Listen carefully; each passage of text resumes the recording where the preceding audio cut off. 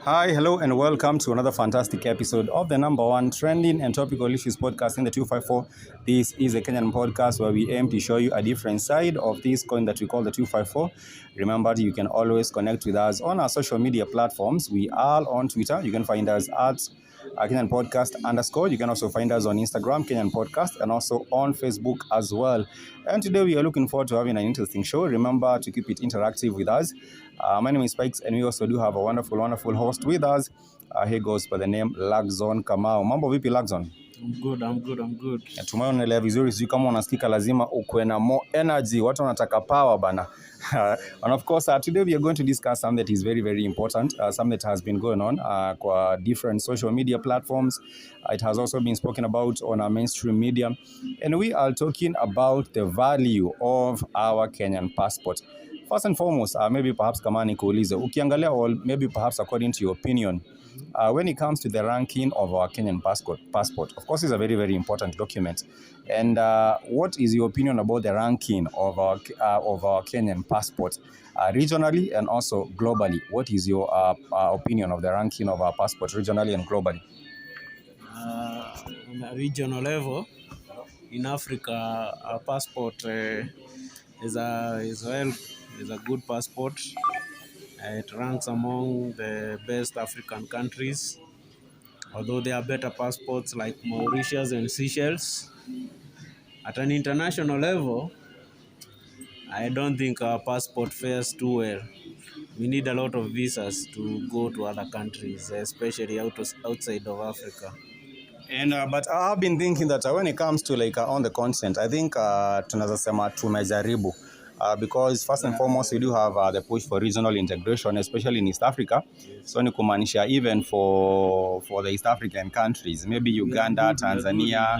About 35 African countries. About 35. Don't need a visa to go to these particular countries. Yes. And I think even South Africa recently was another country which did open up.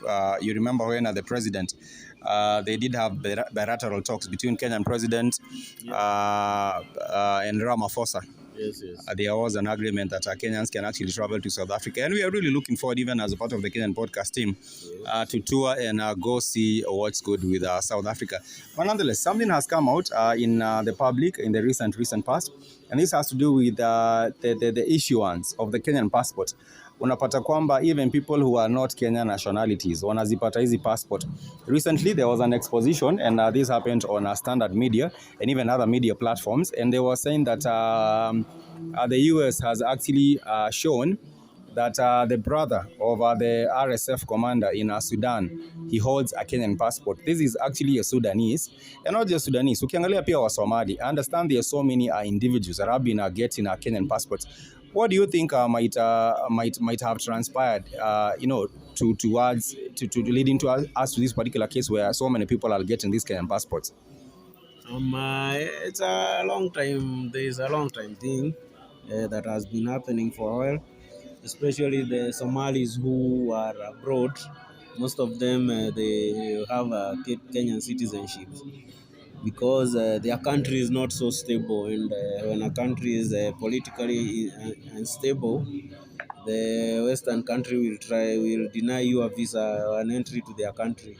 So the only way you could enter their country is either through a political asylum, or you take a passport from a neighboring country.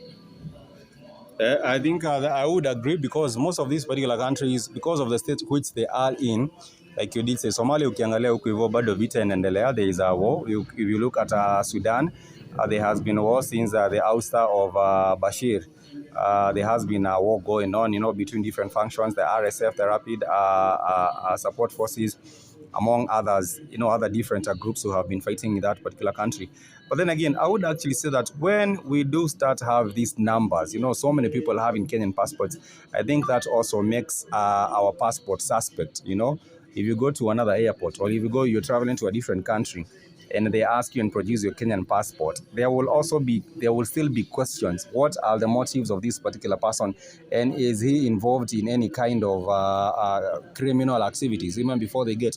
Because this now will become a situation where it is a generalist. Itakuwa ni kama if you're coming from this particular country, we never know whether you are actually Kenyan or you're coming from the neighboring countries. And you might even have a situation where there is, when there is a recruitment of, let me talk about the Al-Shabaab or the radicalization. Watu hawezi jua kama umetoka Somalia ama umetoka Sudan ama umetoka whatever, where there might be you might be radicalized. People would never know where you're really coming from. But it seems like sometimes someone was saying that hii nchi imekuwa ni nchi ya mabroker. At the end of the day, if you do have money, then you only have to ask what's the price, and you can get anything. It doesn't matter whether it's a birth certificate, you're not Kenyan. It doesn't matter whether it's a national identity card, you're not Kenyan. It doesn't matter whether it's a passport, you're not Kenyan. So long as you have money, we have gotten to a point where things have gotten so crazy, and people are just now focused on getting money at the expense of even allowing dangerous elements into the country and even out of the country, which has become the case. This is the Kenyan Podcast, the number one trending on topical issues podcast in the 254. And I would think that one of the leaders that has spoken out against this, there are two leaders actually. One of them is Martha Karua. Martha Karua ameongea na akasema she doesn't understand why some of these suspicious characters are given Kenyan passports, and most of them wamepigwa picha with the president. Wamepigwa picha na the president, and now it seems like there's a circle of people who are powerful and they can just get anything so long as they have the price or they have the money for that. Anyhow, we shall be moving a little bit fast forward. We want to talk about also another very, very important issue, which now happens to be the war going on in the war that is starting out. This involves the US, Israel, and also Iran. According to you, Lagzon, when the President Trump was saying that they are going for Iran, did you take him seriously ama pia uliona ni kama mzaha kama amezoea? Yeah, he sounds like a joker at times. Yeah. So I didn't expect he would attack so soon. Yeah. But the news, they had sent a lot of military equipment to that side of the Gulf. So I didn't expect I did expect something, but not as soon as has happened. Yeah. For me, if you do get to ask me, sometimes people do not take Donald Trump so seriously. And I think it's a tactic anatumianga pia. If people never take you too seriously, you have that particular advantage because they never know whether you actually mean it or you actually don't mean it. So when you actually mean it, it's a surprise for them. Kuna hiyo surprise element. But of course, we have seen that Iran is also standing on its ground. I understand, according to the news, that the Ayatollah, he did pass on, from the attack. And Iranian leaders are not going to take it lying down. They are also going to stand up for themselves. But now the problem is people might see this thing as, for example, right here in Kenya, watu wanaweza fikiria hii story inaendelea mbali sana. But we also always do forget that it also hits home because we rely on fuel from those particular countries, the UAE. And therefore, when there is war in those particular countries and instability and oil cannot get out, it means that there will be a scarcity of that and the prices will go down. What do you think for you, Lagzon, will be the first thing that maybe Kenyans can actually do? Or is there anything that can be done to maybe perhaps salvage the situation? Here in Kenya, I don't think there's much Kenyans can do. Yeah. Because in the globalization era, Africans seem to be nonchalant to the things going on in the world. And it's a dangerous thing because, trade, how trade works, international trade, it is heavily dependent on international affairs or current affairs which are happening around the world. So as we speak about war in the Gulf, we know what will happen to oil prices. You know what will happen to the trade route as of Suez Canal. They'll disrupt that flow. Yes, the flow of ship. That shipping route. Yeah. So ships have to go around the Cape of the South African Cape of Good Hope to get to their destination. It makes it more expensive and takes more time.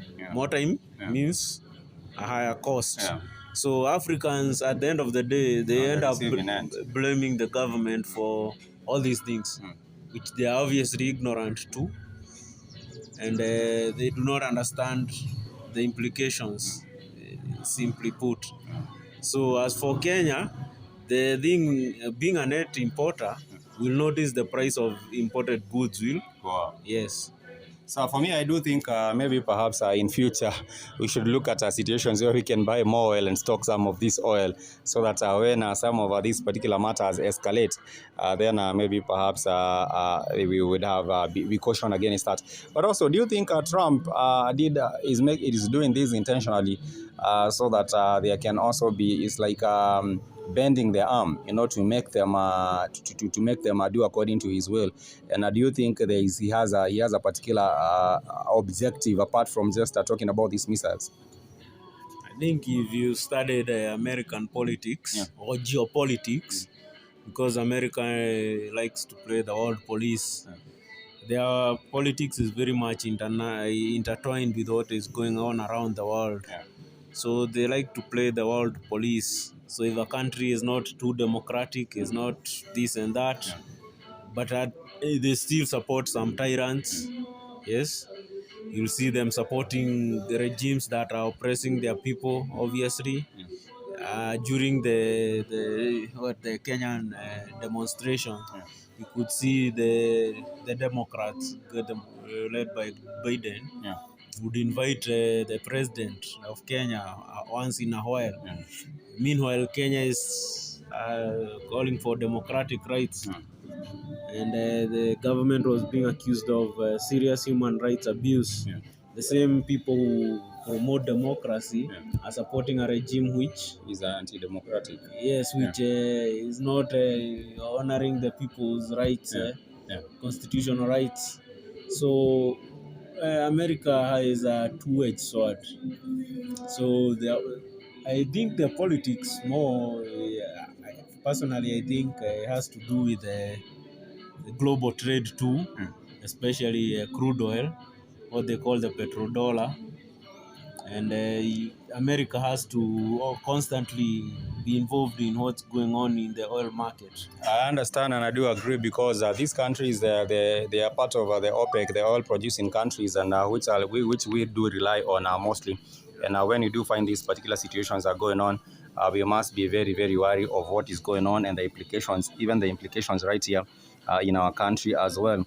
This is the Kenyan Podcast, the #1 trending and topical issues podcast. Let us know what your thoughts are with the start of the war in the Gulf. Let us know what your opinion is.